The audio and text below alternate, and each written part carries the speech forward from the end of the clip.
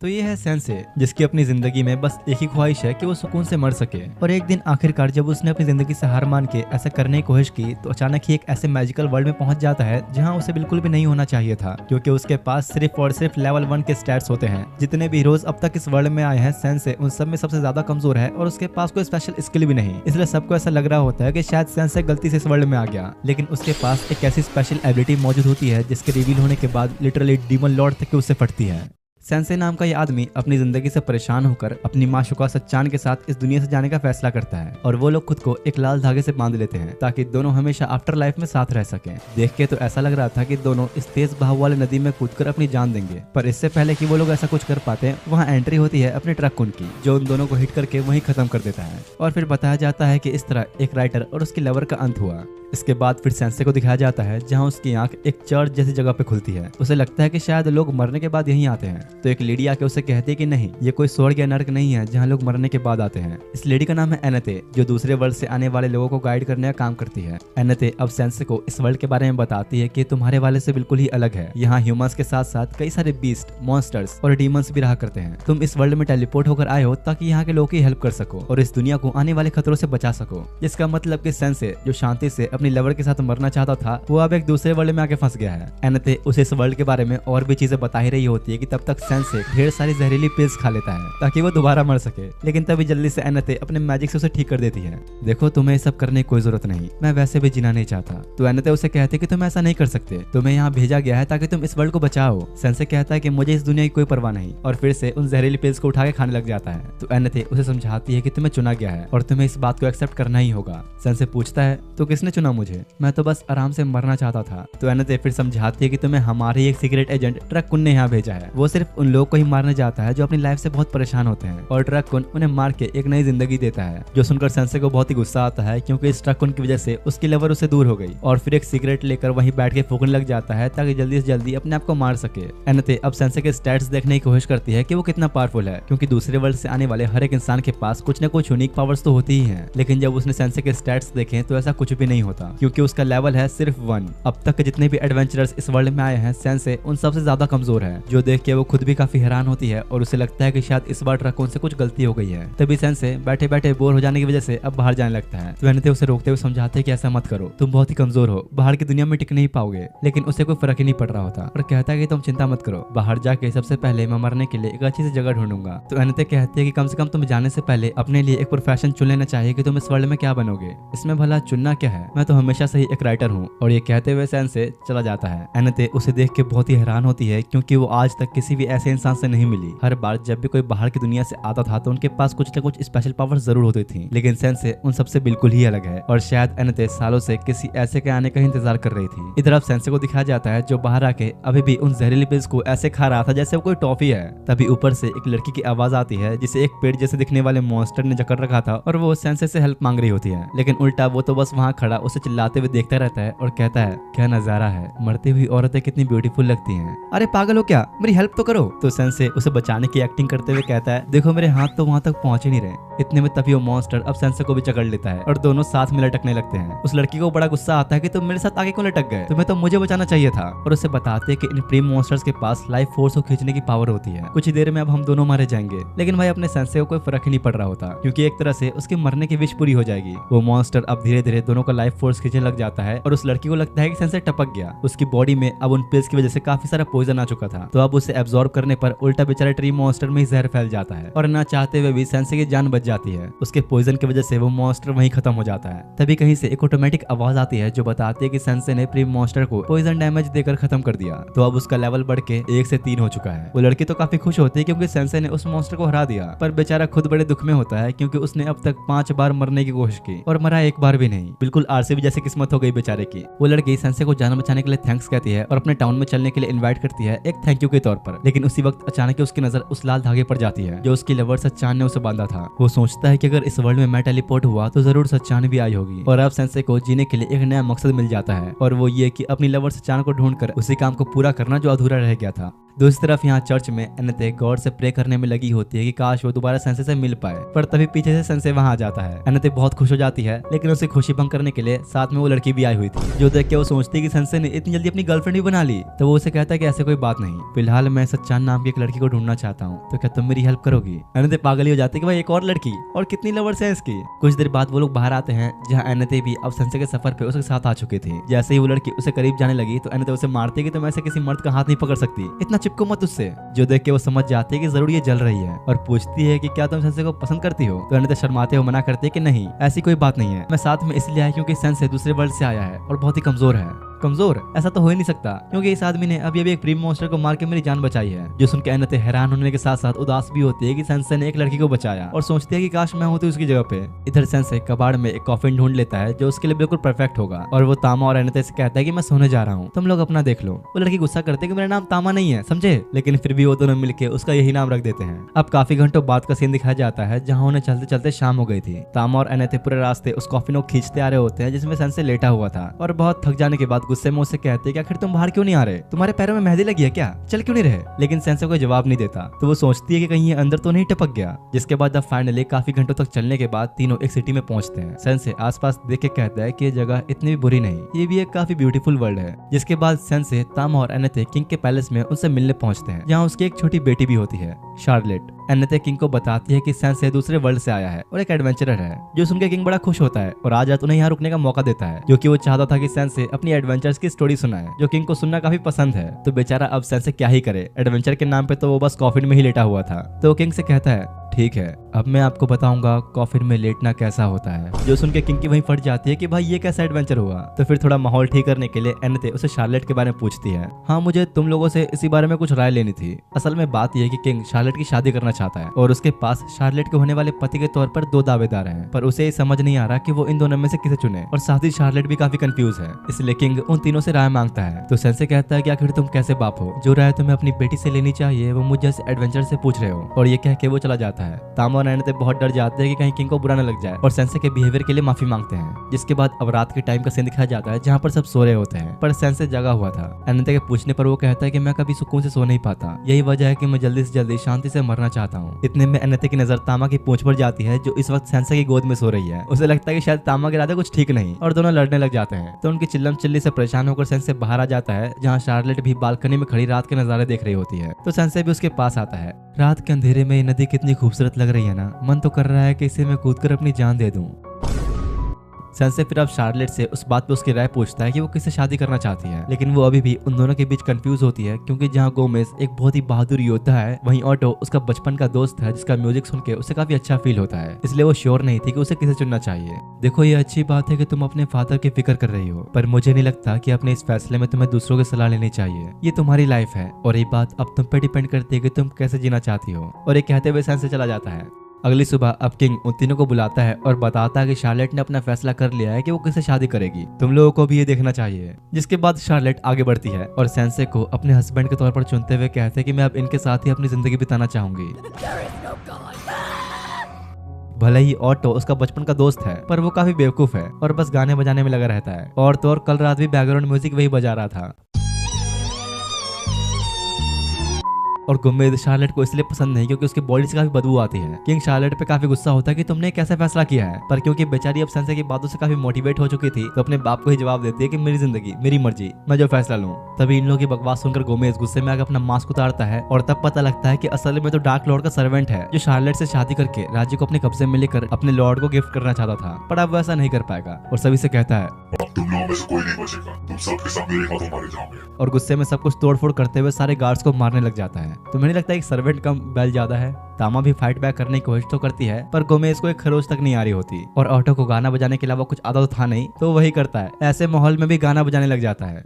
Sense इधर Gomez से request करते हुए कहता है, जरा सुनिए, क्या आप हम दोनों को थोड़ा पहले मार सकते हैं? और सेंसे शार्लेट का हाथ पकड़ लेता है। ठीक है, तुम्हें ठिकाने लगाने के बाद मैं इस रांझी को मिट्टी में मिला दूंगा। देखो इससे हमारा कोई लेना देना नहीं, जो चाहे वो करो, बस पहले मुझे मार दो। और क्योंकि यार शार्लेट ने सेंसे के साथ शादी करने का फैसला किया था, तो इसका मतलब ये होता है कि वो अपने हस्बैंड के साथ जिएगी भी और मरेगी भी। पर जैसे ही गोमेज दोनों को मारने के लिए आगे बढ़ता है, शार्लेट को समझ में आ जाता है कि उसने बहुत ही गलत फैसला किया, क्योंकि अगर वो मर गई तो इस राज्य को संभालने वाला कोई भी नहीं बचेगा। सेंसे भी उसे रोता देख उसकी फीलिंग्स समझ जाता है और एंड मौके पे उसे खुद से दूर कर देता है। लेकिन इससे पहले कि गोमेज सेंसे को मारता, एनेते एक शील्ड बना देती है जो इतना पावरफुल होता है कि उल्टा गोमेज के ही सींग टूट जाते हैं। मौका देखते ही तामा भी अपना फाइनल अटैक करके गोमेज को सीधे दीवार पार करवाते हुए नदी में फेंक देती है। किंग को भी अब अपनी गलतियां समझ में आ चुकी थी, इसलिए अब शार्लेट के लिए कोई नया हस्बैंड ढूंढने के बजाय अपने राज्य की गद्दी उसके हाथों में सौंप देता है और इस तरह शार्लेट एक प्रिंसेस से क्वीन बन जाती है। जिसके बाद एनेते और तामा उस टाउन से बाहर निकलते हैं और फिर से पूरे रास्ते कॉफिन में लेटे हुए सेंसे को खींचते हुए ले जाने लगते हैं। और भाई साहब को भी थोड़े नजारे देखने होते हैं तो वो उठ के बैठ जाता है, पर फिर भी कॉफिन में ही बैठा रहता है। अब काफी देर तक उसे खींचते खींचते वो लोग कुछ पहाड़ों के बीच आ जाते हैं और यहाँ पर ही इन तीनों के लेवल्स को दिखाया जाता है। तामा का लेवल है 15 और साथ में 3 खतरनाक स्किल्स। एनेते का लेवल है 19 और उस पे मेनली हीलिंग मैजिक का स्किल है, लेकिन अपने सेंसे का लेवल है सिर्फ और सिर्फ 3 और स्किल 0, ऊपर से पूरी बॉडी पॉइजन से भरी हुई। फिलहाल अब एनेते डिसाइड करती है कि वो पहले ग्रूम नाम की एक सिटी में जाएंगे जो तामा का होम टाउन भी है, लेकिन वहां जाने से पहले एनेते जोर्डन टेंपल में कुछ टाइम रुकना चाहती थी। ऐसे 4 और भी टेंपल या फिर कह सकते हैं कि चर्च है जहाँ दूसरे वर्ल्ड से आने वाले लोग आया करते हैं। तो तामा उससे पूछती है कि तुमने तो सेंसे के साथ सफर में जाने के चक्कर में अपनी जॉब छोड़ दी, तो क्या तुम्हें वहाँ एंट्री मिलेगी? एनेते कहते हैं कि हाँ चिंता की कोई बात नहीं, मैंने परिचित को भेज के अपना इस्तीफा भिजवा दिया है। लेकिन जैसे ही वो लोग साइड में देखते हैं तो इधर परिचित सेंसे के ऊपर बैठ के उसका खून चूसने में बिजी होता है और एनेते गुस्सा करने पर वो अपने मुंह से उसका रेजिग्नेशन लेटर बाहर निकालता है जो उसने अब तक डिलीवर नहीं किया था। सेंसे को ये अजीब सा दिखने वाला क्रिएचर काफी पसंद आता है और वो उसका नाम मेलोस रख देता है और फिर दोबारा वापस जाके कॉफिन में सो जाता है। अब इससे पहले कि वो लोग आगे बढ़ते हैं, उन पहाड़ियों के ऊपर से एक बड़ा सा ड्रैगन उनके सामने आता है और तभी कोई लड़की उस ड्रैगन से एक सीक्रेट लैंग्वेज में बात करके शांत कर देती है। तामा और एनेते ये देख के हैरान होते हैं कि इसने दुनिया के सबसे ताकतवर ड्रैगन को इतनी आसानी से कैसे काबू कर लिया और पूछते हैं कि आखिर तुम हो कौन?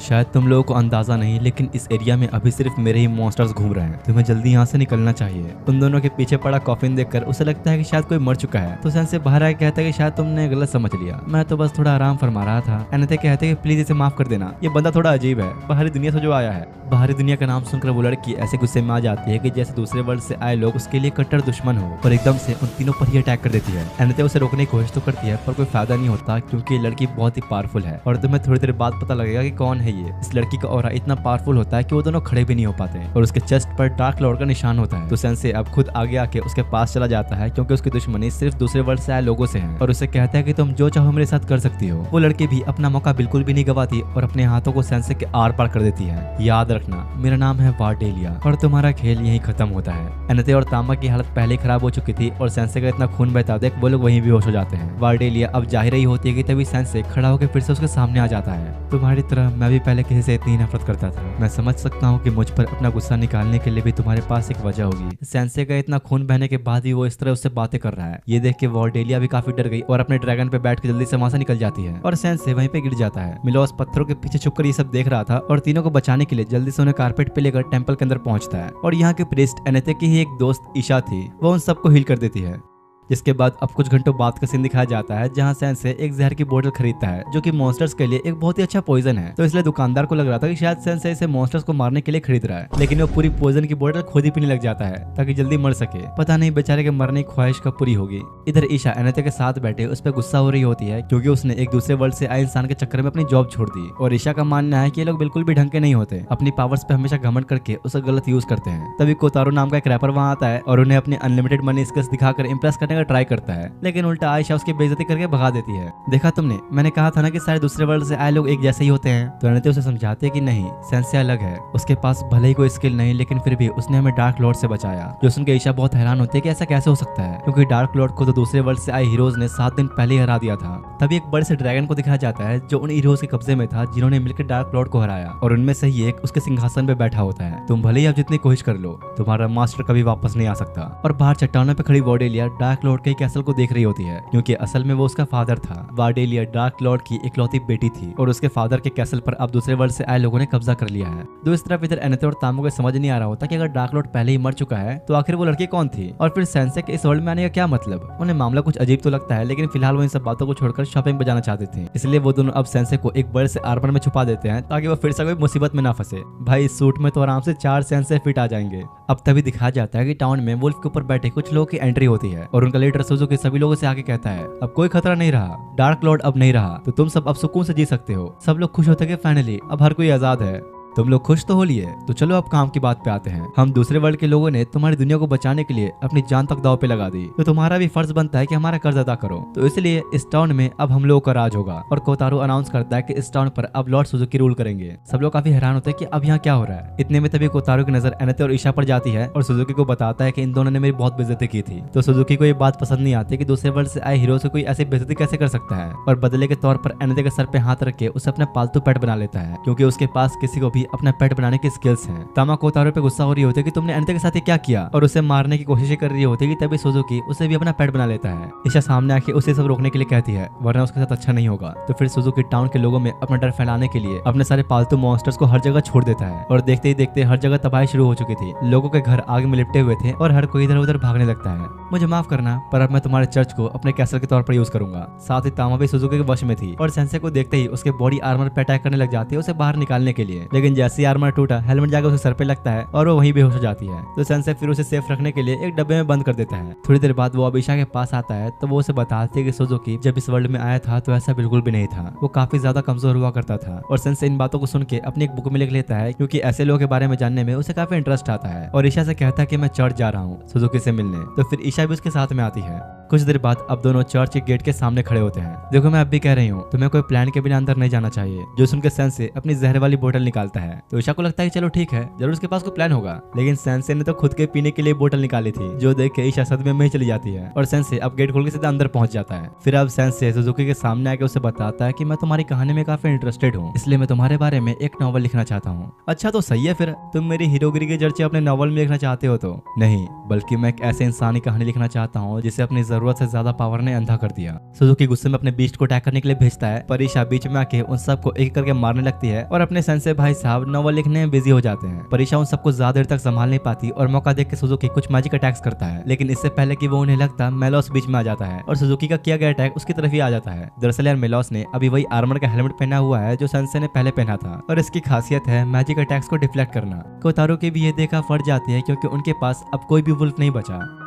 लेकिन सुजुकी ने अभी भी एक को बचा कर रखा हुआ था और अपने सबसे पावरफुल वुल्फ को समन करता है, जिसने आते ही एकदम से जाके सेंसे के शोल्डर पर अटैक किया और उसे बाइट कर लेता है। पर क्योंकि उसकी बॉडी में सिर्फ और सिर्फ जहर ही भरा हुआ था, तो वो अब उस वुल्फ में भी चला जाता है और उसका खेल वहीं खत्म। दोनों की फट जाती है कि भाई अब क्या करें, और कोतारो जल्दी से वहां से भाग निकलता है। बुरी तरह फंस जाने पर सुजुकी अब अपने सबसे फाइनल वेपन एनेते को समन करता है और उसके ऑर्डर्स पर वो जाके ईशा पर अटैक भी कर देती है। पर ईशा अपनी ही दोस्त से लड़ना नहीं चाहती थी, तो अब सेंसे उसके सामने आता है ताकि उसे अपनी बातों से समझा सके। अरे बेवकूफ, तुम्हें मजाक लगता है क्या? मेरे स्पेल को अपनी बातों से खत्म करोगे?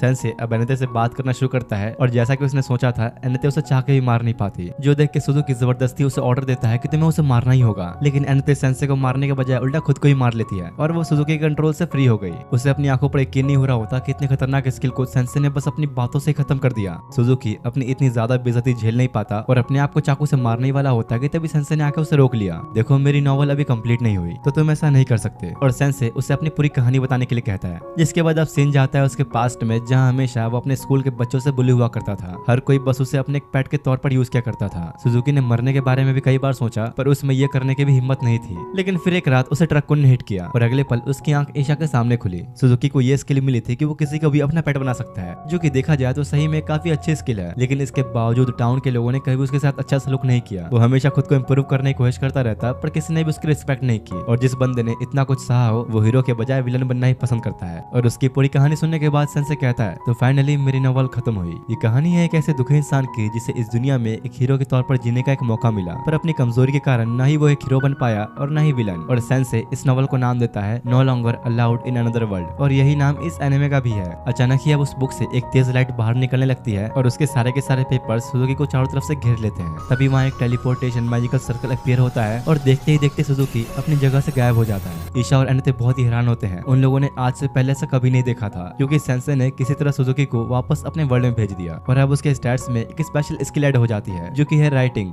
शायद सेंसे इस वर्ल्ड में आया है इसलिए है ताकि दूसरे वर्ल्ड से आए बुरे लोगों को वापस भेज सके। और क्योंकि अब सुजुकी वापस चला गया था, तो उसके सारे वुल्फ भी टाउन से चले जाते हैं और तामा भी पहले जैसी हो जाती है। साथ ही ईशा को भी समझ में आ जाता है कि वो सेंसे के बारे में गलत सोच रही थी, और एनेते से कहते कि तुम्हें अब उसके साथ ही रहना चाहिए, तुम लोगों के ऊपर और ही बड़े खतरे आने वाले हैं। दूसरी तरफ यहाँ सुजुकी को दिखाया जाता है, जो अपनी दुनिया में वापस आने के बाद अपनी लाइफ की एक नई शुरुआत करना चाहता था, इसलिए वो एक सुपरमार्केट में जॉब ले लेता है। यानी उसे इस वर्ल्ड में वापस भेजना सेंसे का एक सही फैसला था। जिसके बाद अब सीन आता है तीसरे और सबसे बड़े चर्च पर, जहाँ ईशा भी आती है और एक दूसरे प्रीस्ट वुल्फ को देखती है, जो कि बिल्कुल ही बेवड़ा है और टल्ली होकर पड़ा होता है। तभी एक और प्रीस्ट आर्क वहाँ आता है और इन सब का काम एनेथे और ईशा की तरह ही है। अब तभी उन सभी का सीनियर आके उनको अपनी सीटें बिठाता है और इन लोगों की कोई मीटिंग शुरू होने वाली थी। लेकिन उससे पहले एक और प्रीस्ट वहाँ आती है जिसका नाम है आर्या, जो कि एनेथे की रिप्लेसमेंट है। आपस में थोड़ी देर तक नॉर्मल बातचीत करने के बाद मिलर उन सभी से कहता है कि मुझे तुम लोगों से दूसरे वर्ल्ड से आए लोगों के बारे में कुछ बात करनी थी। दरअसल वो आप चाहते हैं कि हम टेलीपोर्टेशन बंद कर दें, जहाँ से दूसरे वर्ल्ड के लोग आते हैं, क्योंकि डार्क लॉर्ड हार चुका है और उसकी जगह दूसरे वर्ल्ड से आए हीरोज ने ही ले ली है, जो कि अब हीरो कहलाने के लायक तो नहीं, क्योंकि वो भी डार्क लॉर्ड जितने ही बुरे हैं। तब ईशा सबको सेंसे के बारे में बताती है, जो खुद दूसरे वर्ल्ड से आया है और अपने जैसे एडवेंचरर्स को उनकी दुनिया में वापस भेज सकता है। किसी को भी यकीन नहीं होता कि क्या सही में ऐसी पावर्स एग्जिस्ट करती है। वो लोग अब इस बारे में बात कर ही रहे होते कि तभी इन सबका लीडर पॉप आ जाता है और वो सेंसे के बारे में और जानना चाहता था।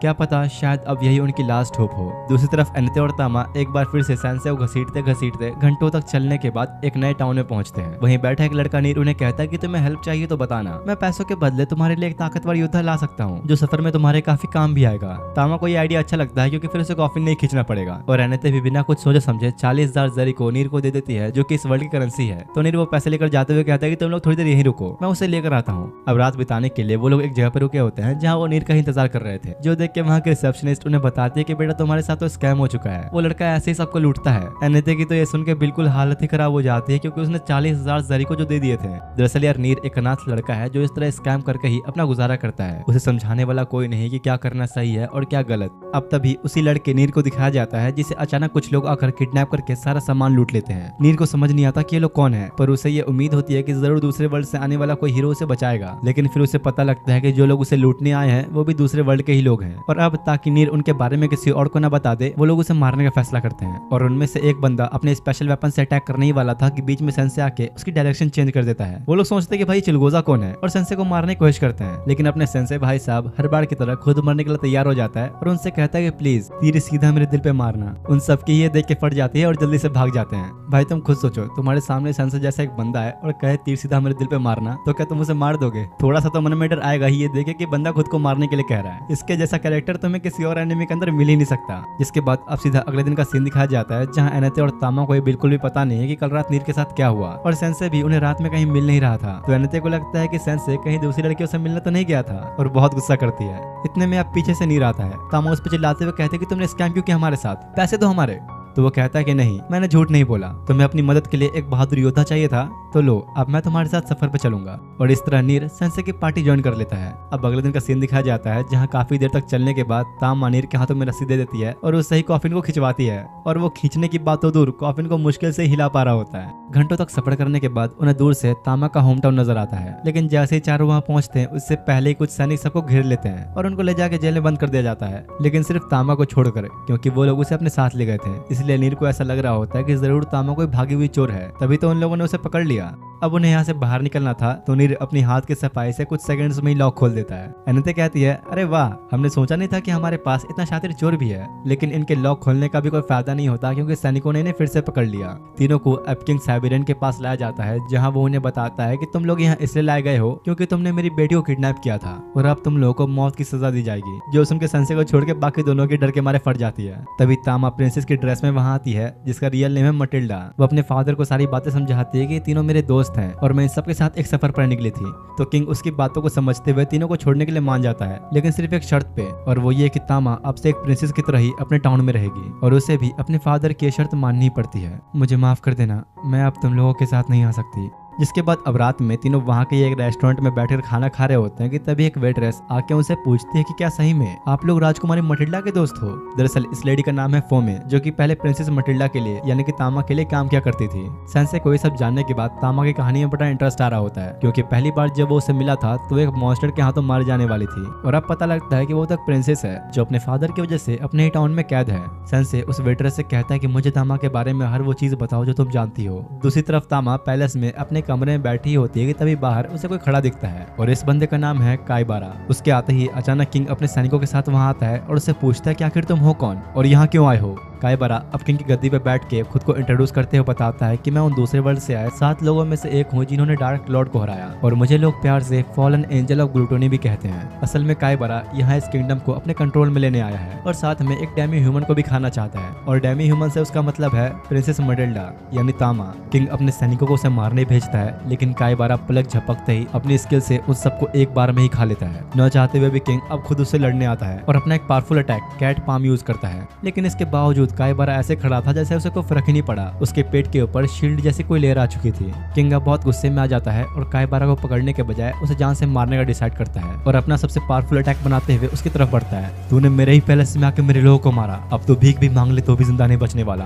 कायबारा भी तैयार होता है और इससे पहले कि दोनों में से कोई एक अटैक करता तामा वहां आ जाती है। वो कायबारा से लड़ने में अपने फादर की हेल्प करना चाहती थी पर किंग उसे मना करते हुए कहता है कि दूर रहो, तुम लियोन की जगह कभी नहीं ले सकती। दूसरी तरफ वही लेडी फाओमी सबको बता रही होती है कि तामा का काफी पहले एक ट्विन ब्रदर भी हुआ करता था जिसका नाम था लियोन, लेकिन 10 साल पहले एक तेज तूफानी रात में प्रिंस लियोन और उनकी मदर दोनों ही चल बसे, जिसके बाद से किंग बहुत दुख और दर्द में रहने लगे। तो तामा ने अपने फादर के खातिर गद्दी को संभालने के लिए अपने बाल कटवा लिए ताकि वो मार्शल आर्ट सीख के अपने फादर की नजर में एक काबिल योद्धा बने, लेकिन किंग ने कभी भी तामा के ऊपर अपना विश्वास नहीं रखा। अब वापस सीन प्रेजेंट में किंग और कायबारा की फाइट में आता है जहाँ किंग अभी भी तामा को फाइट से दूर रहने के लिए कह रहा होता है, लेकिन वो फिर भी नहीं मानती और खुद को साबित करने के लिए कायबारा के ऊपर अटैक करने के लिए चली जाती है। और उसी वक्त कायबारा अपनी स्किल का यूज करते हुए तामा को खाने ही वाला होता है कि तभी किंग बीच में आके उसे साइड करके बचा लेता है, लेकिन इस चक्कर में उसने अपना खुद का एक हाथ गवा दिया जो कायबारा खा लेता है। माफ करना प्रिंसेस, मैं तो तुम्हें टेस्ट करने वाला था पर तुम्हारा बाप बीच में आ गया। तामा ये देख के खुद पे कंट्रोल नहीं कर पाती और उस पर अटैक करने को दौड़ती है, पर तभी कैसल का एक शाही गार्ड ब्रियाड आके जल्दी से उसे लेके वहां से निकल जाता है। वो तामा को एनेते और बाकियों के पास लाके बताता है कि एक दूसरे वर्ल्ड से आए इंसान ने अचानक से पैलेस पे आकर अटैक कर दिया है और फिलहाल किंग अभी उसके कब्जे में है। दूसरी तरफ कायबारा किंग को लेकर राज्य की जनता के सामने आके ये ऐलान करता है कि अब से मैं तुम्हारा किंग हूँ और मुझे खाने में हर रोज यहाँ की औरतें चाहिए। अगर किसी ने फालतू की आवाज उठाने की कोशिश की तो वो भी नहीं बचेगा। लेकिन फिर भी ये सुनने के बावजूद उनमें से एक आदमी हीरो बनने की कोशिश करता है और उसके खिलाफ आवाज उठाता है तो कायबारा सबके सामने उसे एक झटके में खा जाता है। हर तरफ अब भगदड़ मच जाती है और लोग डर के मारे इधर उधर भागने लगते हैं, पर अब इसका भी कोई फायदा नहीं क्योंकि कायबारा के मॉन्स्टर्स ने हर तरफ से उन्हें घेरे लिया होता है। तभी इधर तामा को भी होश आ जाता है और जल्दी से अपने फादर को बचाने के लिए जाने लगती है, लेकिन ब्रियाड उसे रोक लेता है क्योंकि तामा अकेले जीत नहीं सकती।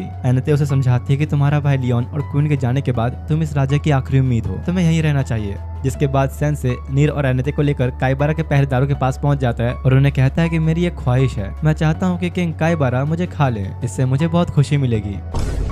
वो दोनों मॉन्स्टर्स भी खुद से उनके शौक हो जाते हैं कि भाई इसने पीवी रखी है क्या, खुद को ही खाने के लिए परोस रहा है। जिसके बाद फिर अब इन तीनों को वेटिंग रूम में भेज दिया जाता है जब तक कि किंग कायबारा के ऑर्डर्स ना आ जाए। दूसरी तरफ यहाँ ब्रियाड जब तामा के लिए खाना लेकर आता है तो उसे पता लगता है कि वो तो भाग चुकी है। इधर पैलेस में बैठे कायबारा को काफी भूख लग चुकी थी और सोच रहा होता है कि अब कौन सा डेमी ह्यूमन खाया जाए। उसे अपने गार्ड से सेंसे के बारे में पता लगता है जो खुद आज कायबारा खाना बनना चाहता है। अब इससे पहले कि वो अपने गार्ड्स को कुछ ऑर्डर दे पाता तामा आके उन दोनों को वहीं खत्म कर देती है। किंग उसे दूर रहने के लिए कहता है, लेकिन तामा अपनी जिद पे अड़ चुकी थी कि वो खुद को साबित करके रहेगी। तामा बार बार कायबारा के ऊपर अटैक्स करने की कोशिश करती है, लेकिन उसकी पावर के सामने वो जरा भी नहीं टिक पाती। और यहाँ पता लगता है कि असल में कायबारा जिसकी भी बॉडी खाता है उसकी पावर्स ले लेता है, और क्योंकि उसने किंग का हाथ खाया था तो उसकी पावर्स भी वो इजीली यूज कर सकता है। दूसरी तरफ अपना सेंसे जेल में बैठे बैठे बोर हो गया था तो बाहर निकल के पैलेस में घूमने लगता है और टहलते टहलते क्वीन के रूम में पहुंच जाता है। थोड़ी देर तक ताका झाकी करते हुए उसकी नजर एक ड्रॉर पर जाती है और ये खोलने के लिए अपने नीर भाई साहब तो है ही, तो वो उससे ही खुलवाता है और उस ड्रॉर के अंदर एक काफी पुरानी नोटबुक पड़ी होती है। इधर कायबारा किंग की पावर यूज करते हुए तामा के ऊपर एक के बाद एक अटैक करता जाता है और बस कुछ मिनटों में ही उसे बुरी तरह इंजर्ड कर देता है। काश तूने अपने बाप की बात मान ली होती, क्योंकि तेरे मार्शल आर्ट्स तो बिल्कुल यूजलेस हैं। तभी तामा को अपने भाई लियोन के बारे में याद आता है जहाँ वो जंगल में आके हमेशा मार्शल आर्ट्स की प्रैक्टिस किया करता था ताकि एक दिन इस राज्य को संभालने के काबिल बन सके और अपने फादर जितना स्ट्रॉन्ग हो जाए। तामा ये सब बात याद करते हुए एक बार फिर से खड़ी हो जाती है, जो देख कायबारा की एक्साइटमेंट भी और बढ़ जाती है तामा को खाने के लिए, और उसके ये हार न मानने वाले जुनून से इंप्रेस होकर अपने पास्ट के बारे में बताता है जहाँ वो हमेशा से ही एक रिच फैमिली से बिलोंग करता था। उसके पास रोज खाने के लिए ढेर सारी चीजें होती थी, भले ही वो दुनिया की कोई भी डिश हो। लेकिन धीरे धीरे कायबारा कोई नॉर्मल सा खाना बोरिंग लगने लगा, इसलिए वो कुछ नया टेस्ट करने के लिए अपनी मेड को ही मार देता है ताकि उसे खा सके, लेकिन वो ऐसा कर नहीं पाता। और एक दिन जब वो रोड पर चलते हुए बेवजह गुस्से में एक बंदे को मारने लग जाता है तो ट्रक कुन अचानक ही उसे वहाँ हेलो कहने आ गया, और इस तरह कायबारा पहुंचा इस वर्ल्ड में। अब वो चाहे तो अपनी पसंद की हर एक चीज खा सकता है। अपनी पूरी कहानी बताने के बाद कायबारा तामा को खाने के लिए आगे बढ़ ही रहा होता है कि फाइनली सेंसे आ जाता है। आखिरकार भाई साहब आ ही गए और सेंसे उससे कहता है कि भाई तेरी कहानी तो बड़ी घटिया है, ऐसे कहानी सुनकर मेरे कानों से खून आ गए। काइबारा को समझ नहीं आता कि अब ये बंदा कहां से टपक पड़ा और खाने की कोशिश करता है, लेकिन खा नहीं पाता क्योंकि उसके अंदर के इंस्टिंक्ट इतने डिप्रेस्ड इंसान को खाने से मना कर रहे थे। इतने में पीछे से एनेते और नीरी भी आ जाते हैं और काइबारा को धमकाते हैं कि अगर तुम नहीं रुके तो सेंसे तुम्हें अपने वर्ल्ड में वापस भेज देगा। लेकिन अपना सेंसे तो भाई सेंसे है और कहता है कि नहीं, मैं ऐसी घटिया कहानी पर अपनी नॉवल वेस्ट नहीं करने वाला। काइबारा अपनी ऐसी बेइज्जती सह नहीं पाता और फुल रेज मोड में आते हुए कहता है, तुम लोगों को शायद अभी मेरी ताकतों का अंदाजा नहीं, अब तुम में से कोई भी यहाँ से बच के नहीं जाएगा। इधर सेंसे ने इस बार तामा की कहानी को लिखा होता है और उसे उसकी नॉवल खोलने के लिए देता है, जिसके बाद ठीक वैसा ही हुआ जैसा पिछली बार हुआ था। लेकिन एनेते को देख के यकीन नहीं होता कि दूसरे वर्ल्ड वालों के अलावा यहाँ के लोगों के ऊपर भी सेंसे की पावर्स काम करती है। सेंसे अब तामा की कहानी एक्सप्लेन करते हुए कहता है कि तुम वो प्रिंसेस हो जिसने अपने भाई और माँ के गुजर जाने के बाद अपने पिता की आखिरी उम्मीद बनने की कोशिश की, लेकिन फिर भी उन्होंने तुम्हें कभी समझा नहीं। तो अब ये तुम्हारे ऊपर है कि तुम्हें अपने फादर की नजरों में एक अच्छी प्रिंसेस बनना है या अपने भाई की जगह इस राज्य को संभालना है। जिसके बाद तामा के हाथों पर डिवाइन बीस्ट क्रेस्ट का एक मार्क चमकने लग जाता है, जो कि असल में उसके हाथों पर बचपन से ही था। लियोन को भी इस बारे में पता था, लेकिन तामा अपने फादर को बताना नहीं चाहती थी। लेकिन असल में तो किंग को भी उसके इस मार्क के बारे में बचपन से ही पता था, पर उसने कभी तामा को ये पावर यूज करना नहीं सिखाया और आज किंग इस बात पे काफी पछता रहा होता है। तामा अब लड़ने के लिए पूरी तरह तैयार होती है, पर काइबारा को तो ऐसा लग रहा होता है कि कुछ भी कर ले, मेरा कहां ही कुछ बिगाड़ पाएगी। लेकिन इस बार ऐसा नहीं होता। तामा कैट डिस्ट्रैक्शन का यूज करते हुए उसका ध्यान इधर उधर भटकाती है और फिर अपने डिवाइन क्रेस्ट का यूज करते हुए काइबारा को बीच से ही चीर डालती है और इसी के साथ काइबारा वहीं मारा जाता है। साथ ही अब तामा के हाथों के ऊपर का भी वो मार्क गायब हो चुका था और वो वहीं बेहोश हो जाती है। इधर सेंसे किंग के पास आके क्वीन के रूम से ली गई नोटबुक को उसे वापस कर देता है, तो किंग उसे पूछता है कि आखिर तुम क्वीन के रूम में बिना परमिशन के गए ही क्यों? हाँ, मैंने गलती की और मैं अपने इस गुस्ताखी पर खुशी खुशी फांसी चढ़ने के लिए तैयार हूँ। तो किंग कहता है कि नहीं, मैं ऐसा कुछ नहीं करूंगा। तभी बिरियाड वहां आके किंग को बताता है कि प्रिंसेस मैटिल्डा की पावर्स अब जा चुकी हैं, लेकिन जो पावर उन्होंने यूज की वो अभी भी इनकम्प्लीट थी। मतलब कि तामा ने इन पावर्स को अभी अपने फुल पोटेंशियल पे यूज ही नहीं किया। यह हो सकता है कि शायद वो ऐसा कर नहीं पा रही। वो लोग इस बारे में बात ही कर रहे होते हैं कि अचानक तभी काइबारा दोबारा जिंदा हो जाता है। उसे ये बात खुद समझ नहीं आती कि ये कैसे हुआ, पर तब उसे याद आता है कि डार्क लॉर्ड के हार जाने के बाद उसने उसके बॉडी पार्ट्स खा लिए थे और अब उसके अंदर डार्क लॉर्ड वाली ही पावर आ चुकी है, जिससे उसने खुद को रिवाइव कर लिया। काइबारा बहुत ही खुश हो जाता है कि अब तो उसे कोई नहीं मार सकता और बिल्कुल ही एक डीमन बन जाता है। लेकिन इससे पहले कि वो कुछ कर पाता, अचानक पीछे से डार्क लॉर्ड की बेटी वार्डेलिया आकर उसका सर धड़ से अलग कर देती है। वो यहाँ काइबारा की खोज में आई थी, लेकिन सर अलग हो जाने के बावजूद भी वो हंस रहा होता है और उससे कहता है कि तेरे बाप का शरीर तो बड़ा टेस्टी था, मैंने तो उसे बुरी तरह मारा। तो गुस्से में आके वार्डेलिया काइबारा को अब हमेशा हमेशा के लिए खत्म कर देती है। सेंसे आके पूछता है कि क्या आप तुम खुश हो अपने फादर के हत्यारों में से एक को मार के? लेकिन क्योंकि वार्डेलिया दूसरे वर्ड से आए लोगों से नफरत करती थी, तो सेंसे को भी धमका के चली जाती है कि अगर तुमने मेरे करीब आने की कोशिश की तो तुम भी मेरे हाथों मारे जाओगे। सेंसे को उसकी कहानी में भी काफी इंटरेस्ट आता है और उस पर भी एक नॉवल लिखने के बारे में सोचता है।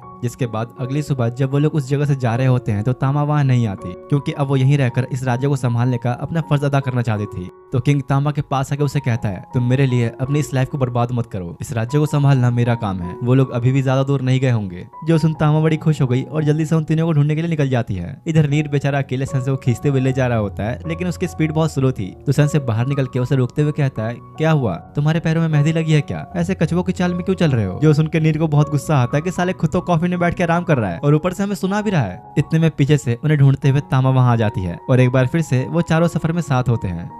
अब ऐसे ही घंटों तक चलते रहने के बाद वो लोग एक नए टाउन में पहुंचते हैं, जहां हजारों साल पुराना एक बहुत बड़ा पेड़ मौजूद होता है, जिसे इस टाउन के लोग वर्ल्ड ट्री भी कहते हैं। और ऐसा कहा जाता है कि ये टाउन बहुत ही खूबसूरत जगह है। लेकिन जैसे ही वो लोग टाउन में एंट्री करते हैं, उनके सामने होता है एक बड़ा सा कैसीनो और हर जगह यहाँ बस जुआरी और शराबी लोग भरे होते हैं। उन सबके होश उड़ जाते हैं क्योंकि ये जगह उनकी सोच से बिल्कुल ही अलग है। तभी इसी टाउन में रहने वाले एक बूढ़े आदमी से उन्हें पता लगता है कि जगह पहले बहुत शांत और खूबसूरत हुआ करती थी, लेकिन फिर कुछ जुआरी लोगों ने यहाँ आकर एक बहुत बड़ा कैसीनो बना दिया और सबको ही जुए की लत लगा दी। उसके बाद से जगह जगह से काफी सारे जुआरी लोग यहाँ आने लगे और तो और वर्ल्ड ट्री के भी पत्ते सूखते जा रहे हैं। जल्द ही अगर कुछ नहीं किया गया तो ये पेड़ भी नहीं बचेगा। लेकिन फिलहाल सेंसे को इन बातों से कोई फर्क नहीं पड़ता, क्योंकि उसकी जहरीली पिल्स खत्म हो चुकी है। इतने में एक और दूसरे वर्ल्ड से आया हुआ बंदा उनके सामने आता है, जो कि काइबारा जैसे लोगों की तरह तो नहीं है, क्योंकि उसे भी इस टाउन की ऐसी हालत का काफी दुख होता है और किसी तरह सब ठीक करना चाहता है। दूसरी तरफ अपने सेंसे भाई साहब टल्ली होने के लिए कुछ शराबियों के पास आकर उनसे एक खतरनाक सी ड्रिंक मांगता है, जिसे पीकर कम से कम उसकी किडनी तो खत्म हो ही जाए। इतने में एक लेडी पीछे से आके उसे कहती है, अगर जन्नत की सैर करना चाहते हो तो मेरे साथ आ जाओ। और फिर वो लेडी सेंसे को अपने बार में लाके कुछ ड्रिंक्स देती है और साथ में इंटरटेन करने के लिए डांस भी करती है।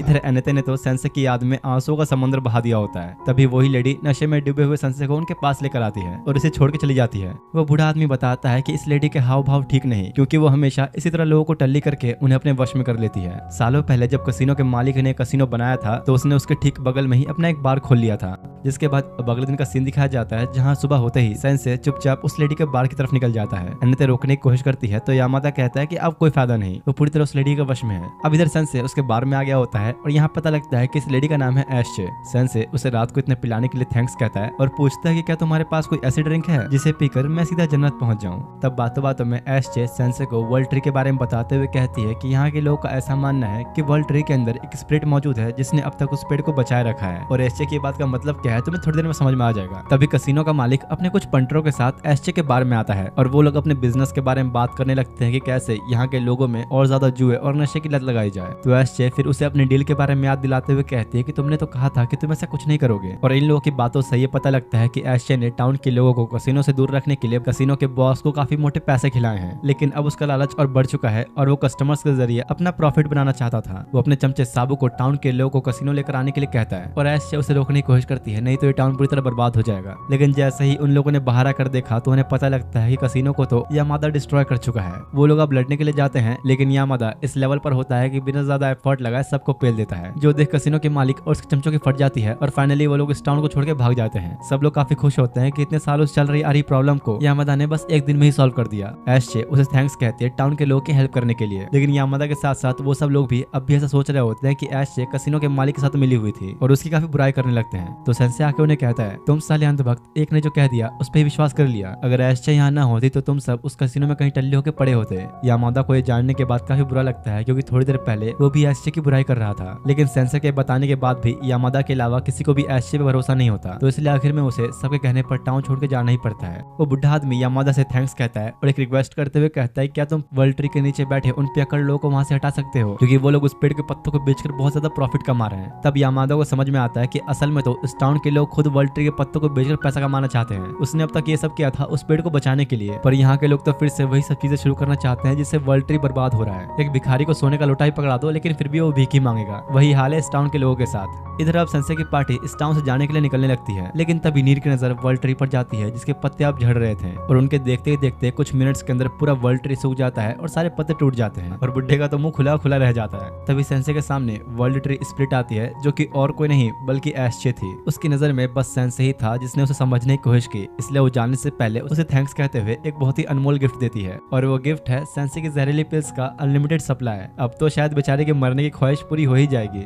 जिसके बाद अब उनकी पार्टी एक दूसरे टेंपल में जाने के लिए आगे बढ़ती है और शॉर्टकट लेने के चक्कर में उन्हें एक रेगिस्तान से होकर गुजरना पड़ता है। सबकी हालत बिल्कुल टाइट हो चुकी थी, पर सेंसे बड़ा खुश होता है और बाहर निकलते हुए कहता है कि काश आज मैं इसी तपते रेगिस्तान में दब के मर जाऊं। वहीं नीर उन्हें बताता है कि अभी हम लोग जिस रेगिस्तान में हैं, मैं पहले यहाँ रहा करता था, ये मेरा एक होम टाउन है। वो लोग इस जगह के बारे में बात कर ही रहे होते हैं कि तभी कुछ राइडर्स वहाँ जाते हैं और कहते हैं कि तुम लोग हमारी टेरिटरी के बॉर्डर पे खड़े हो, तो अब तुम्हें यहाँ से क्रॉस करने के लिए हमें टोल टैक्स देना होगा। एनेते और तामा का इस तपती धूप की वजह से ऑलरेडी काफी मूड खराब होता है और गुस्से में आके उन्हें पीटने लग जाती है। पर इधर अपने सेंसे का तो इस गर्मी की वजह से ऑमलेट बनने वाला होता है, लेकिन इसी बीच उस गैंग का लीडर तोरू सेंसे को अच्छा निशाना समझ के उसे मारने के लिए आगे बढ़ता है। नीर सोचता तो है फाइट करके सेंसे को बचाने की, लेकिन फिलहाल उसके डर के मारे इतनी फट चुकी थी कि वो अपनी स्वॉर्ड भी बाहर नहीं निकाल पाता। तोरू कहता है बच्चे अगर तू हटा नहीं तो तेरी बॉडी में अपने बिच्छू का ऐसा जहर घुसेड़ूंगा कि तू तड़प तड़प के मरेगा। तभी सेंसे तोरू के पीछे से आके उसे रिक्वेस्ट करते हुए कहता है कि प्लीज जो तुम उसके साथ करने वाले हो क्या तुम मेरे साथ भी कर दोगे, बहुत मेहरबानी होगी तुम्हारी। तो तोरू भी सेंसे की विश पूरी करते हुए अपने बिच्छू का जहर उसके अंदर घुसेड़ देता है। उसे लग रहा था कि सेंसे तो गया, लेकिन उल्टा सेंसे के अंदर भरा जहर उस बिच्छू के जहर से ज्यादा पावरफुल निकलता है और वो भी अपने सेंसे के सामने टिक नहीं पाता। तोरू गुस्से में सेंसे को मारने आगे बढ़ता ही है कि तभी उन्हें किसी वुल्फ की आवाज आती है, जो सुनकर वो बाकी लोग भी डर जाते हैं और उसका साथी तोरू को जल्दी से निकलने के लिए कहता है। लेकिन फिर भी जाते हुए तोरू सेंसे को कहते हुए जाता है कि वो अपने बिच्छू का बदला जरूर लेने आएगा। नीर शर्मिंदा होकर सेंसे से माफी मांगता है कि वो उनसे लड़ने के बजाय वो बस खड़ा देखता रहा। कोई बात नहीं, तुम भी जल्द ही अपने स्वॉर्ड को यूज करना सीख जाओगे। फिलहाल एनेते नीर से कहती है कि अगर तुम सही में इस जगह के बारे में जानते हो तो हमें पहले यहाँ से किसी सेफ जगह पे ले चलो। तो अब नीर शाम होते होते उन्हें एक छोटे से घर के पास लेकर आता है और वहाँ के कुछ बच्चे नीर को पहचान भी लेते हैं, क्योंकि पहले वो इसी ऑर्फनेज में रहा करता था। इस जगह की केयर टेकर एक बुढ़ी औरत होती है जो नीर को देख के काफी खुश होती है और कहती है कि आखिरकार तुम आ ही गए। अब चारों अंदर जाते हैं जहाँ सबके लिए काफी सारा खाना मौजूद होता है और इस सुनसान रेगिस्तान के बीच इन लोगों के पास इतना अच्छा खाना इसलिए है क्योंकि कोई इंसान रोज रात को ऑर्फनेज के बच्चों के लिए बाहर खाना छोड़ जाता है। अचानक अचानक फिर से उन्हें एक वुल्फ की आवाज आती है, जिस वजह से उन्हें काफी अलर्ट रहना पड़ता है क्योंकि ये वुल्फ इस पूरे रेगिस्तान का इकलौता शिकारी है जो इंसानों को भी कच्चा चबा सकता है। जिसके बाद अब रात में सबके सो जाने के बाद सैंसे बाहर आके उस वुल्फ के कारनामा को देखने लगता है कि वो किस तरह अपना शिकार करता है। तभी बाहर से कुछ आवाजें आने पर नीर की भी आंख खुल जाती है और वो खिड़की पर किसी की परछाई देख के डर जाता है। उसकी फट तो गई थी लेकिन फिर भी हिम्मत करके स्वॉर्ड लेकर बाहर आता है, जहाँ उसे वही आदमी मिलता है जो उनके लिए खाना छोड़कर जा रहा था और बहुत डर जाता है। नीर उससे वजह पूछता है करने की, तो वो कहता है कि बस मुझे खुशी मिलती है इन छोटे छोटे मासूम बच्चों का पेट भरकर। इस आदमी का नाम है सेतु और वो कुछ देर तक इस तरह बैठकर नीर से बातें करता है। लेकिन फिर कुछ टाइम बाद सुबह हो गई होती है और सेतु नीर को फलों को टोकरी देकर जाने लगता है। तो नीर उसे नाश्ते के लिए रुकने के लिए कहता है पर वो मना कर देता है क्योंकि फिलहाल वो बच्चों के लिए बस इतना करके बहुत खुश है। सेतु फिर अब नीर को कुछ फ्रूट के पेड़ों के पास लेकर आता है जहाँ से वो जितना भी चाहे फ्रूट ले जा सकते हैं। तो नीर जल्दी जल्दी उन्हें इकट्ठा कर लेता है। जिसके बाद जब वो ऑर्फनेज में वापस आया तो तामा और अनिता देखते हैं कि आज तो बड़ा खुश लग रहा है, आखिर मामला क्या है। इतने में वो बूढ़ी औरत आके उन्हें बताती है कि उन छोटे बच्चों में से एक को कुछ बुरे लोगों ने पकड़ लिया है। जब वो लोग देखने के लिए बाहर आते हैं तो यहाँ तोरू अपने बिच्छू चाविस का बदला लेने के लिए आया होता है। नीर एक बार फिर से उन सबको देखते ही काफी डर जाता है और अपने स्वॉर्ड बाहर नहीं निकाल पाता। तभी चुपके से सेतु आके नीर को साइड में लाता है, जहाँ उसे अभी खुद पे बहुत गुस्सा आ रहा होता है कि आखिर वो लड़की नहीं पा रहा। और सेतु को नीर की ये हालत देख के अपनी कुछ मेमोरीज याद आती है और बताता है कि मेरे साथ भी कुछ टाइम पहले ऐसा ही हुआ था। उस वर्ल्ड में मेरे पास कोई पावर्स नहीं थी और मैं कभी भी अपने साथी की हेल्प नहीं कर पाया, इसलिए मैं नहीं चाहता कि मेरी तरह तुम्हें किसी को खोना पड़े। और तभी सेतु एक वुल्फ में ट्रांसफॉर्म हो जाता है, यानी कि सेतु ही वो वुल्फ है जिसने पूरे इलाके में अपना खौफ बिठा रखा है। सेंसे भी वहीं पास में खड़ा सब देख रहा होता है और अब वो अपनी नई कहानी सेतु के ऊपर लिखने लगता है। इधर सेतु अपने वुल्फ वाले रूप में आके तोरू और उसके साथों से लड़ना शुरू हो जाता है, लेकिन भला अब इतने खूंखार भेड़िए से कौन ही टक्कर ले, इसलिए तोरू उस बच्चे को छोड़कर जल्दी से वहां से भागने लगता है। सेतु किसी को भी भागने देना नहीं चाहता था और मारने के लिए उसका पीछा कर ही रहा होता है कि तब भी नीर हिम्मत करके अपनी स्वॉर्ड निकाल के सेतु के खिलाफ खड़ा हो जाता है। नीर उसे समझाता है कि तुम एक अच्छे इंसान हो, तुमने उन बच्चों को बचा लिया तो अब तुम्हें रुक जाना चाहिए। लेकिन इस वक्त सेतु आउट ऑफ कंट्रोल हो चुका था और उल्टा नीर के ऊपर ही हमला करने लगता है, जो देख के नीर ने कुछ भी न करते हुए अपनी स्वॉर्ड नीचे रख दी। और फाइनली नीर कैसा करते ही किसी तरह सेतु खुद पे कंट्रोल लाता है। जिसके बाद अब वो सबको अपनी पास्ट की स्टोरी बताता है कि कैसे उसने एक एक्सीडेंट में काफी पहले अपने पेरेंट्स को खो दिया था और वो हमेशा अकेला जीता रहा। काफी सारे लोग उसे बुरा भला भी सुनाते हैं, लेकिन एक दिन कहीं से उसकी लाइफ में एक लड़का आता है जो अक्सर सेतु की मदद क्या करता था और देखते देखते टाइम बीतने के साथ दोनों काफी अच्छे दोस्त भी बन गए। लेकिन ये सब ज्यादा दिन तक नहीं चल पाया, कुछ लोगों ने उसके दोस्त को बुरी तरह पीटा। सेतु ने उसे बचाने की कोशिश तो की थी पर अपने पैरों की वजह से वो ऐसा नहीं कर पाया। तो इस पर सेंसे कहता है नहीं, वजह तुम्हारे पैर नहीं थे, तुम उसे बचा नहीं पाए क्योंकि तुम में हिम्मत ही नहीं थी। तो नीर ये सुन के गुस्सा करता है कि आखिर तुम ऐसा कैसे कह सकते हो, लेकिन फिलहाल अभी यही सच है। अब सेतु पर लिखी हुई सेंसे की बुक चमकने लगती है और सारे पेजेस उसे घेर लेते हैं। सेंसे कहता है कि भले ही तुमने कुछ गलतियां की हैं पर इसकी वजह से ही तुमने काफी सारे अच्छे काम भी किए हैं, जैसे कि ऑर्फनेज की रक्षा करना और यहाँ के सारे बच्चों का पेट भरना। जाने से पहले अब वो बच्चे भी सेतु को अलविदा कहते हैं और वो अपने वर्ल्ड में टेलीपोर्ट हो जाता है। सेतु ठीक उसी जगह पर टेलीपोर्ट होता है जहां ट्रक ने उसे हिट किया था और उसका वही दोस्त उसे उठाने उसके पास आता है।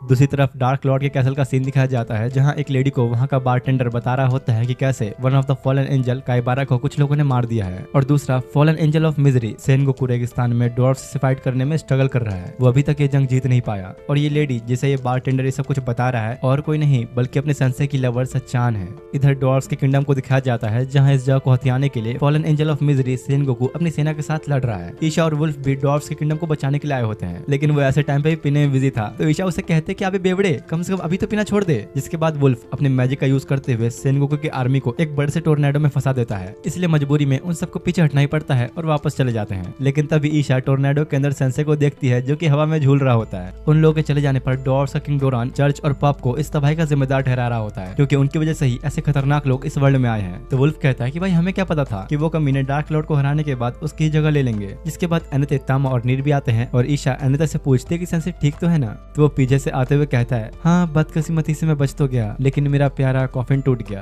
अरे अरे तुम उसकी चिंता मत करो, मैं तुम्हें कॉफिन दिला दूंगी। तभी वुल्फ आता है और मिलोस की नजर उसकी फीमेल मिलोस से मिलती है और अपने भाई को देखते ही प्यार हो जाता है। सेंसे वुल्फ का शुक्रिया करता है उस टोर्नेडो में फंसाने के लिए, क्योंकि काफी टाइम बाद उसे नियर डेथ एक्सपीरियंस मिला। ईशा अब अनिते और बाकियों को ड्वार्फ्स और फॉलन एंजल सेनगोकू के बीच की वॉर के बारे में बताती है, जो फिलहाल ड्वार्फ्स के किंगडम के लिए ही चल रही है। तो तामा बताती है कि मैं पहले ही काइबारा नाम के एक फॉलन एंजल को हरा चुकी हूँ, लेकिन वुल्फ को यकीन नहीं होता और कहता है कि जरूर वो बहुत कमजोर रहा होगा। फॉलन एंजल्स को हराना एरेगेलो की बस की बात नहीं। लगता है तुम हमें हल्के में ले रहे हो, तुम सेंसे के बारे में नहीं जानते। ये अपनी पावर से किसी को भी उसके वर्ल्ड में वापस भेज सकता है। तो वुल्फ कहता है कि हाँ, मैंने इसके बारे में सुना तो है, पर मुझे नहीं लगता कि सेंसे जैसा कोई फॉलन एंजल को हरा सकता है। दूसरी तरफ सेनगोकू वापस कैसल में लौट आया होता है और बताता है कि फिलहाल आज तो हमें जंग छोड़नी पड़ी, लेकिन कल हम इसे कंटिन्यू करेंगे। तो वही बारटेंडर उसे मना करते हुए कहता है, नहीं तुम नहीं, इस काम के लिए अब कोई और जाएगा। और वो फॉलन एंजल ऑफ ग्रीड को भेजने का फैसला करता है। वैसे यार देखो, इस एनिमे के अंदर बताया तो नहीं गया, लेकिन मुझे ऐसा लगता है कि अब बारटेंडर ही इन सब का लीडर है और सबसे स्ट्रॉन्ग भी। इधर अब सेंसे को दिखाया जाता है जहाँ वो मेलोस के उदास चेहरे को देख के समझ जाता है कि लौंडा प्यारे पड़ चुका है और कहता है कि चलो ठीक है, तुम्हारी लव स्टोरी को आगे बढ़ाने में मैं हेल्प करूंगा। इसके बाद दोनों वुल्फ के पास जाते हैं जहाँ उसके साथ एक फीमेल मेलोस भी होती है और काफी सारी लड़कियों ने उसे घेर रखा होता है। और क्योंकि भाई मुझे वुल्फ की परिचित का नाम नहीं पता, तो मैं उसे फीमेल मेलोस ही बोलूंगा। वुल्फ के वहां से जाने के बाद सेंसे अब हर जगह उसका पीछा करने लगता है, जहाँ वुल्फ एक घर के पास आकर दरवाजा खटखटाते हुए कहता है, ये मैं हूँ,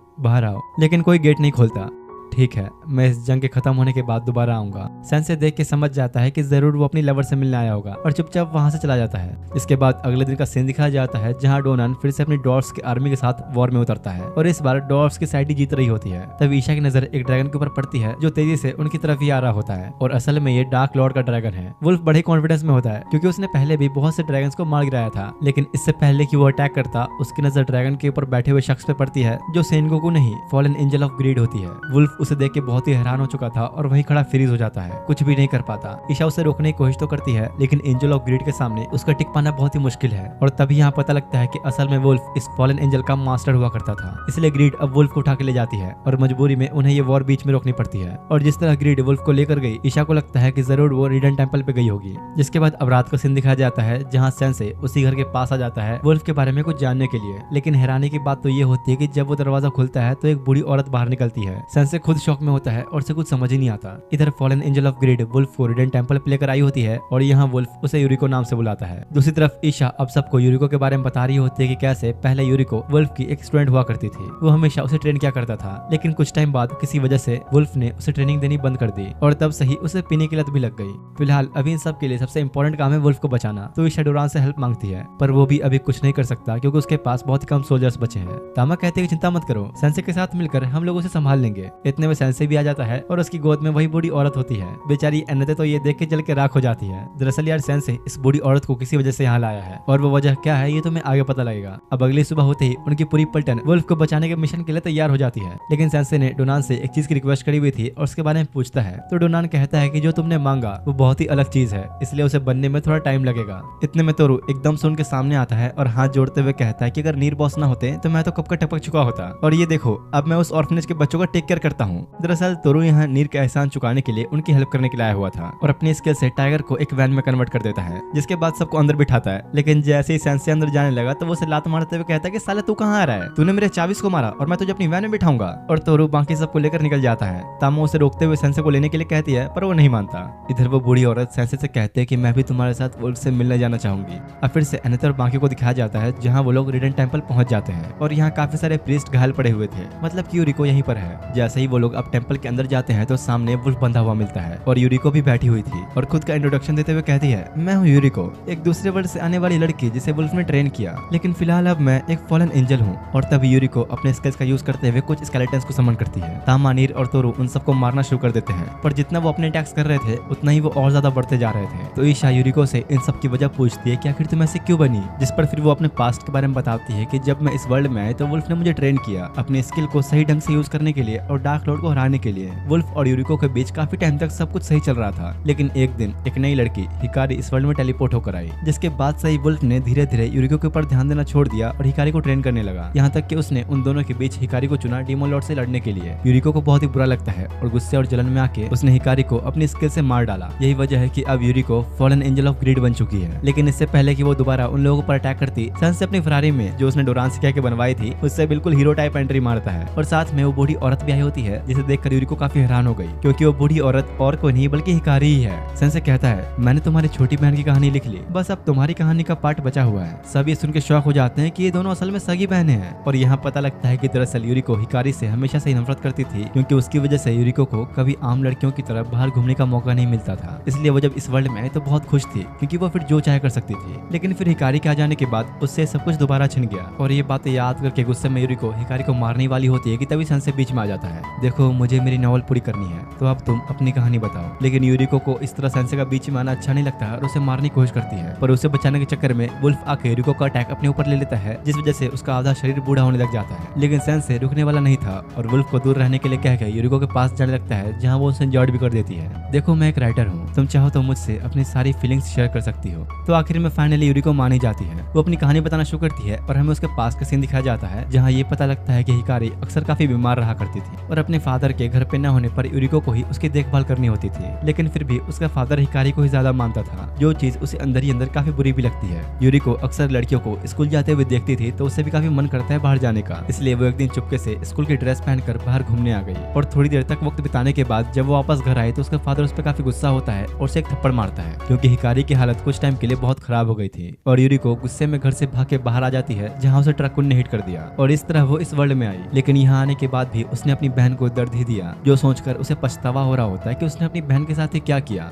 नहीं, तुम गलत नहीं हो, तुमने जो भी किया बस अपनी खुशी के लिए किया। और हिकारी भी यूरिको को गले लगा लेती है, जिसके बाद सेंसे हिकारी की इस वर्ल्ड में आने की असली वजह बताता है कि कैसे यूरिको के चले जाने के बाद वो काफी उदास से रहने लगी थी। हिकारी को ऐसा लगने लगा था कि उसने अपने जीने की उम्मीद ही खो दी। यही वजह है कि ट्रकुन ने उसे भी हिट करके इस वर्ल्ड में भेज दिया। ये जानने के बाद यूरिको को समझ में आता है कि वो अपनी बहन के बारे में कितना गलत सोच रही थी। साथ ही वुल्फ को भी अपनी गलती समझ में आ जाती है, क्योंकि जब हिकारी इस वर्ल्ड में आई थी तो यूरिको उससे मिलकर काफी खुश हुई थी। लेकिन जब हिकारी को यह पता लगा कि उसकी बहन डार्क लॉर्ड को हराने वाली है, तो उसने यूरिको के बजाय खुद को इस काम के लिए आगे रखना चाहा, क्योंकि इस दुनिया में उसे खुश रहने का मौका मिला है। तो हिकारी चाहती थी कि वो अपनी जिंदगी खुल के जी सके। तो शायद अगर वुल्फ ने उस टाइम सही फैसला लिया होता तो ये सब कभी होता ही नहीं। फिलहाल इधर अब दोनों की कहानी लिखने के बाद सेंसे की नॉवल कंप्लीट हो चुकी थी और हर बार की तरह टेलीपोर्टेशन प्रोसेस स्टार्ट हो जाता है और अब यूरिको के किए गए मैजिक का भी असर खत्म हो जाता है, जिससे हिकारी, वुल्फ और बाकी सब भी ठीक हो जाते हैं और इसी के साथ दोनों बहनें वापस अपने वर्ल्ड में चली जाती हैं।